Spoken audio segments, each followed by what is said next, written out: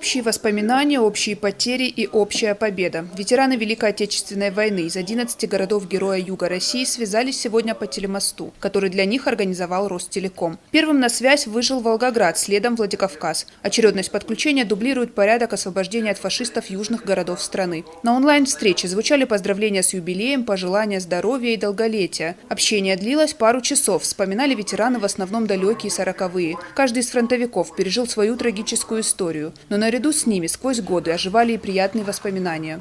Чего они больше боялись русского штыка и «Катюши». Вот. Под музыкой русского штыка провожали их до самой логовы Берлина. И русский штык сыграл им последнюю похоронную музыку и остался как бы вечным памятником фашистской Германии. Телемост стал традиционным для Владикавказа и проводится уже 8-й раз. Один из прошлых сеансов связи даже преподнес удивительный сюрприз для воинов-победителей. Как говорится, нарочно и не придумаешь. На одном из телемостов произошел такой уникальный случай, когда ветераны, они друг друга узнали. И узнали именно вот по нашему городу, по Владикавказу, что, оказывается, на подступах Владикавказа они вместе здесь обороняли его и уходили в атаку.